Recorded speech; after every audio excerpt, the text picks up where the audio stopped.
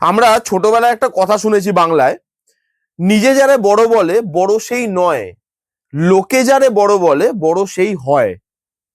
কিছুদিন আগে কিসব কম্পিটিশন চলছিল না, যে ইন্ডিয়ার বিগেস্ট সুপারস্টার কে? অনেকে বলছে প্রভাস। এটা সুপারস্টারের নমুনা? Back to back flop, back to back রদ্দি সিনেমা। তারপর এখন ট্রেলার বেরিয়েছে রাজা সাহেব 2.0, মানে রাজা সাহেবের দ্বিতীয় ট্রেলার। ফার্স্টের ট্রেলারটা বার করার পর খিস্তি গেছে, উদমা খিস্তি।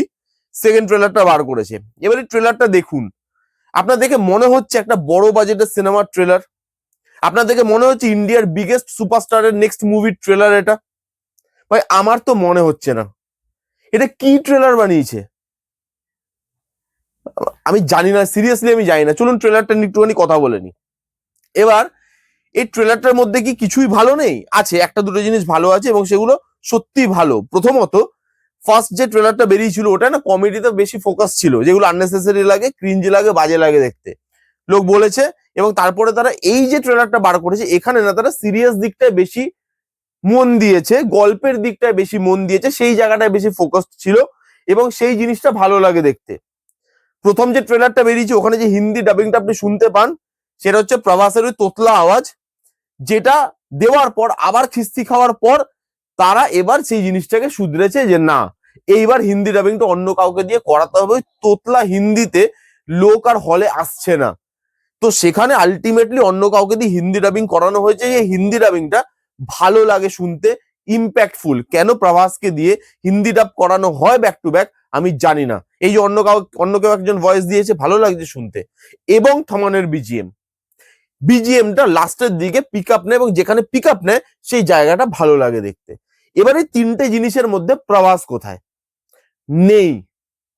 প্রভাসের যে লুক গুলো সেটা ভালো লাগেনি আমার, আমি ট্রুলি বলছি। অনেকের আমি দেখলাম লুকটা হেভি লেগেছে, ছিটকে গেছে নাকি লুকটা দেখে, আমার ভালো লাগেনি। এবং অ্যাজ রিভিউয়ার যেটা আমার ফিল হয় সেটাই আমি সবসময় বলার চেষ্টা করি, এখনো তাই বলবো। সেটা ইন্ডিয়ার বড় সুপারস্টার হোক আর যাই হোক না কেন, প্রভাসের লুক ভালো নয়। আমার পার্সোনালি ভালো লাগেনি লুকটা। এই জিনিসটাকে একটা ফ্যান্টাসি ওয়ার্ল্ড ভাবে ক্রিয়েট করা বা ফ্যান্টাসি ওয়ার্ল্ড ভাবে প্রেজেন্ট করা, চলো ঠিক আছে, ফ্যান্টাসি ওয়ার্ল্ড যার মধ্যে রিয়েলিটির কোনো ছাপ নেই। তাহলে কিসের ছাপ থাকবে? VFX, CGI. সেই ওয়ার্ল্ডটাকে ক্রিয়েট করতে গেলে ভিএফএক্স, সিজিআই দরকার, এবং এটা ভিএফএক্স হেভি একটা ফিল্ম। এখানে ভিএফএক্সটা আপনি দেখুন, গ্রিন স্ক্রিন বোঝা যাচ্ছে, লিটারালি বোঝা যাচ্ছে যে এটা পুয়ার ভিএফএক্স, পুয়ার সিজিআই এর ফল। এটা এক একটা মানে মনে হয় কি অ্যামেচিওর লোকজন যারা ভিএফএক্স বা সিজিআই এর কাজ প্রথম শিখছে, তারা যেরকম ভিএফএক্স করে সেরকম ধরনের ভিএফএক্স করা হয়েছে। ভাই চাটছে জিপ ফিপ দিয়ে কিরকম না রদ্দি ভিএফএক্স, ভাই ফালতু ভিএফএক্স করেছে। আমার ভিএফএক্স একদম ভালো লাগেনি ভাই। গ্রিন স্ক্রিন বোঝা যাচ্ছে, এটা কি ধরনের?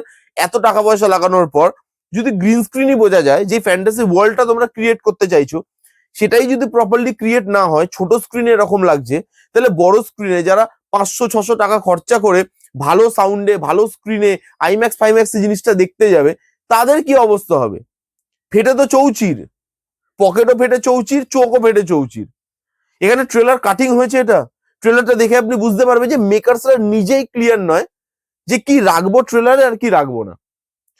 দেখে যখন ট্রেলারটা বানাচ্ছিল এমন কিছু হয়তো সিন ঢুকিয়ে দিয়েছে যেটা হয়তো গল্প রিভিল করে দিচ্ছে, সঙ্গে সঙ্গে মেকার্স বলছে এই কাট কাট কাট, এই যে মানে এইটা গল্প রিভিল করছে, রাখ রাখ, কাট কাট, সাট করে কেটে বাদ দিয়ে দিয়েছে। ওই যারটা ফিল হয় একটা সিন থেকে আরেকটা সিনে যে শিফট করছে জিনিসটা, একটা মোমেন্ট থেকে একটা মোমেন্টে যে শিফট করছে, যারটা ফিল হচ্ছে।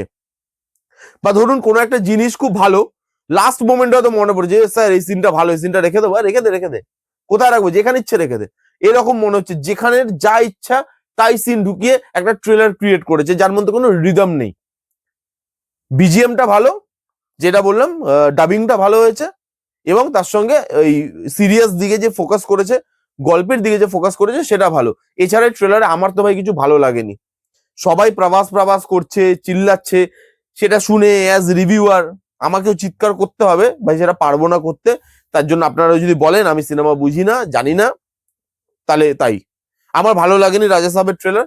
আপনারা কারা কারা দেখেছেন কমেন্ট করে জানান যে আপনাদের কিরকম লাগলো। যারা যারা দেখেননি যান গিয়ে দেখুন, দেখে কমেন্ট করে জানান যে কিরকম লাগলো, কেমন লাগলো রিভিউটা জানাতে ভুলবেন না। ভালো লাগলে please give it a Thums up, like করবেন, কমেন্ট করবেন, শেয়ার করবেন, চ্যানেলটাকে মাস্ট সাবস্ক্রাইব করবেন। দেখা হচ্ছে নেক্সট কোনো ভিডিওতে। ততক্ষণ bye bye, take care and be safe.